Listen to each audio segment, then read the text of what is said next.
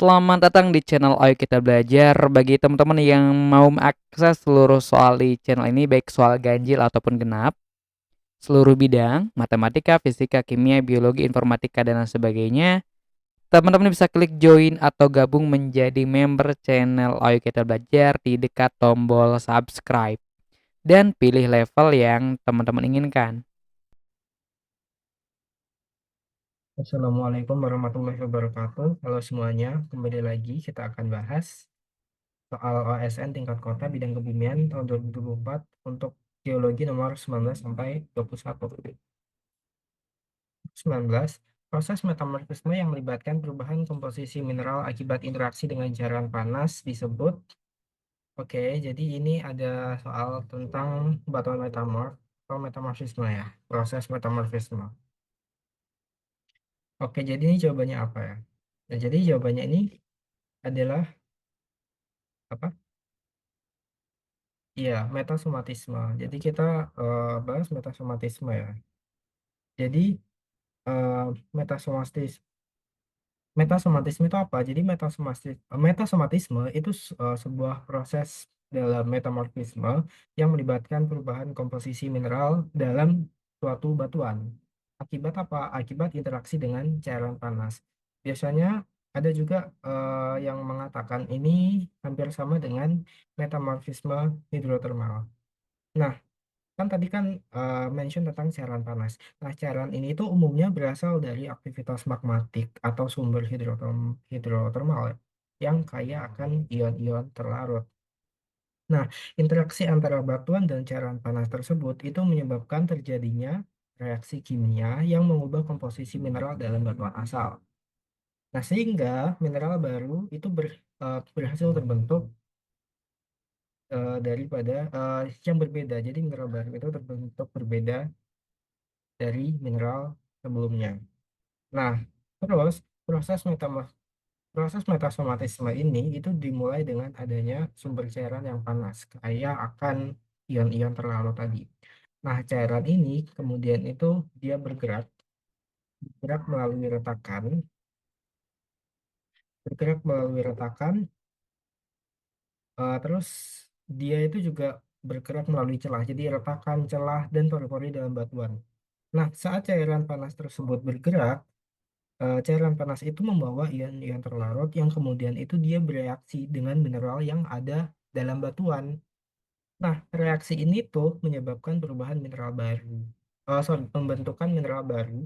Terus terjadi perubahan komposisi kimia dalam batuan asal. Terus ini terbentuk di mana? Nah, proses metasomatisme itu bisa terbentuk di intrusi, zona patahan, ataupun di di zona dengan aktivitas geotermal yang tinggi. Nah, contohnya misalkan dalam lingkungan yang kaya akan karbonat, metasomatisme ini bisa menghasilkan mineral seperti kalsit, CaCO3, atau dolomit. Nah, terus di lingkungan yang kaya akan silikat, metasomatisme ini juga bisa menghasilkan mineral kayak kuarsa, feldspar, atau mika. Kayak gitu. Jadi ini jawabannya yang metasomatisme. Sorry, yang D. Nah, terus kita bahas opsi A, B, C, dan E. Yang pertama ada metamorfisme regional. Nah, metamorfisme regional ini kan ada kata regional. Nah, regional ini mengacu pada wilayah yang luas. Jadi, metamorfisme regional ini terjadi pada skala yang luas. Biasanya itu terkait dengan tekanan dan temperatur yang tinggi akibat tektonik lempeng, seperti pembentukan pegunungan. Nah, metamorfisme regional ini membentuk batuan-batuan metamorf dengan struktur foliasi yang udah kita bahas di video sebelumnya. Ada slate, village, schist, dan gneiss. Terus metamorfisme kontak. Kalau metamorfisme kontak ini terjadi ketika batuan mengalami perubahan akibat panas dari intrusi magma. Nah, batuan yang bersentuhan langsung dengan magma itu akan mengalami peningkatan suhu yang signifikan sehingga tekanannya itu nggak terlalu dominan. Jadi yang dominan itu suhu dan menghasilkan batuan seperti contohnya itu apa? Hornfels, ya itu Hornfels. Hornfels. Terus yang C, metamorfisme dinamik. Nah, ini biasa disebut sebagai metamorfisme kataklastik ya. Jadi opsi C dan E itu sama. Jadi metamorfisme kataklastik atau dinamik itu terjadi di zona patahan atau zona sesar, di mana batuan ini mengalami tekanan yang tinggi tanpa perubahan signifikan. Nah, kalau kontak tadi yang dominan itu suhu, kalau yang di dinamik kataklastik yang dominan itu tekanan. Nah, terus menghasilkan apa? Nah, ini tuh sering menghasilkan batuan yang sangat berubah atau terdeformasinya tinggi. Terus juga terjadi rekristalisasi. Contohnya apa? Contohnya ada milonit.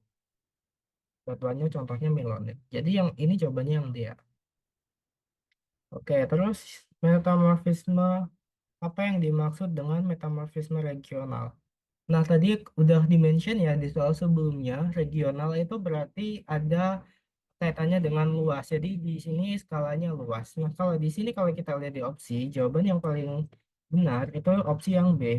Metamorfisme yang terjadi pada area luas akibat tekanan dan suhu tinggi selama proses pembentukan pegunungan.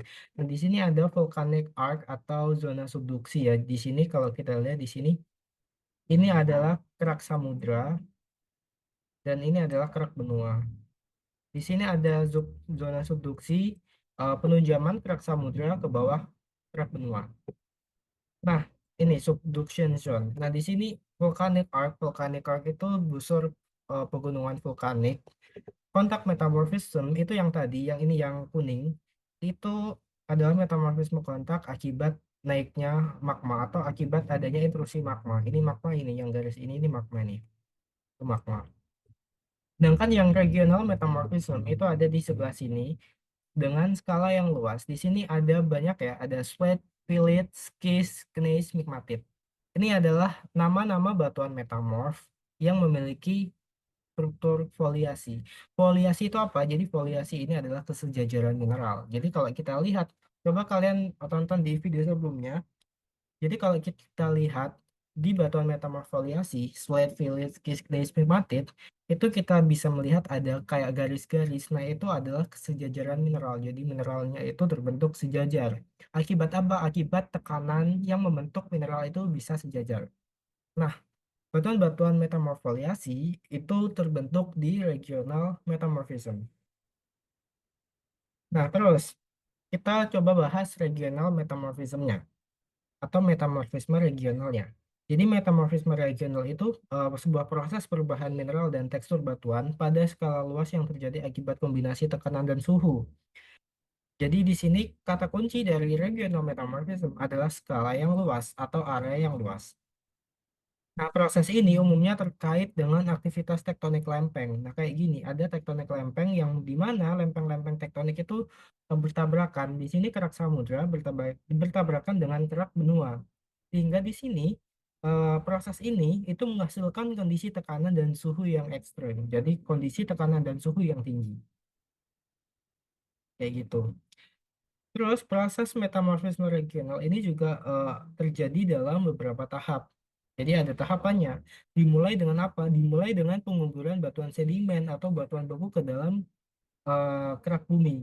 Jadi batuan metamorf itu kan terbentuk dari batuan asal. Jadi metamorf, kalau kita lihat di siklus batuan, batuan metamorf itu terbentuk dari batuan beku, batuan sedimen, atau batuan metamorf itu sendiri yang mengalami peningkatan suhu dan tekanan, tapi nggak sampai meleleh. Walaupun terkena suhu yang tinggi, tapi batuan tersebut tetap bersifat padat, tidak meleleh. Itu kuncinya. Kenapa? Kalau meleleh, otomatis dia jadi magma. Magma kalau membeku lagi, itu namanya bukan batuan metamorf, tapi batuan beku. Nah, jadi syarat untuk batuan metamorf terbentuknya, itu batuan asal itu tidak boleh meleleh, walaupun dia terkena suhu yang tinggi, kayak gitu. Prosesnya dimulai dari situ, dari batuan beku, sedimen atau metamorf yang terkubur atau yang terkubur di kerak bumi. Terus pada kedalaman ini, pada kedalaman tertentu di kerak bumi, batuan itu mengalami peningkatan tekanan dari berat batuan di atasnya dan juga peningkatan suhu akibat kedekatan dengan mantel bumi. Di mantel bumi kan ada dapur magma. Nah, karena dekat di situ, maka di situ juga terjadi peningkatan suhu. Terus kondisi ini juga menyebabkan mineral dalam batuan ini mengalami rekristalisasi atau mengkristal kembali. dan juga pembentukan mineral baru. Nah, di sini terjadi pembentukan mineral baru. Contohnya, contoh batuannya apa? Contoh batuannya itu ada itu slate, filite, schist, gneiss, dan pegmatit. Slate itu biasa kalau di bahasa Indonesia dikenal dengan sabak atau batu sabak gitu. Nah, berarti ini jawabannya yang B. Terus coba kita yang jawaban yang A. Metamorfisme yang terjadi akibat kontak langsung dengan magma. Nah, ini udah pasti ya. Ini adalah metamorfisme kontak karena ada kata kuncinya kontak. Sorry, kontak. Terus metamorfisme yang terjadi akibat aktivitas hidrotermal. Nah, ini juga ada yang namanya metamorfisme hidrotermal. Di sini kita hampir sama dengan metasomatisme ya. Jadi metamorfisme hidrotermal itu melibatkan interaksi batuan dengan fluida panas, fluida panas yang mengandung berbagai larutan mineral. Ya, ini kayaknya hampir mirip dengan metasomatisme. Itu. Terus yang D, metamorfisme yang terjadi akibat gesekan di sepanjang patahan. Nah, kalau ada kata patahan, itu pasti kaitannya dengan metamorfisme kata klastik. Terus yang E, metamorfisme yang terjadi di lingkungan laut. Nah, ini juga biasanya terkait dengan aktivitas hidrotermal ya. Jadi, ada mungkin teman-teman udah belajar ada yang namanya mid-oceanic ridge atau punggungan tengah samudra. Nah, di situ juga ada aktivitas magma di dasar laut. Nah, itu juga bisa menyebabkan proses metamorfisme hidrotermal. Jadi itu jawabannya yang B. Terus nomor 21. Gerakan massa tanah atau batuan yang pada sebuah lereng dapat dicegah dengan tindakan berikut ini, yaitu jadi gerakan massa itu apa? Jadi gerakan massa itu gerakan pada batuan. Jadi kayak misal ada longsor. Nah, longsor itu salah satu gerakan massa akibat pengaruhnya itu dari lereng itu. Nah, terus proses gerakan massa ini juga dapat dicegah dengan apa? Dengan menurunkan kemiringan lereng. Kalau misal teman-teman lihat, longsor itu kan terjadi akibat kemiringan lereng yang tinggi. Nah, dengan cara menurunkan kemiringan lereng, itu gravitasi akhirnya tidak terlalu mendorong dan massa tanah itu lebih stabil. Kayak gitu. Terus juga di sini menurunkan kadar air di lereng itu juga membantu. Karena apa? Karena air itu dapat mengurangi kohesi antara partikel tanah atau batuan. Hingga bisa membuat mereka atau membuat air itu lebih mudah bergerak. Jadi di sini jawabannya yang oke. Sekian pembahasan kali ini, semoga bermanfaat. Kurang lebihnya mohon maaf. Wassalamualaikum warahmatullahi wabarakatuh. Semangat.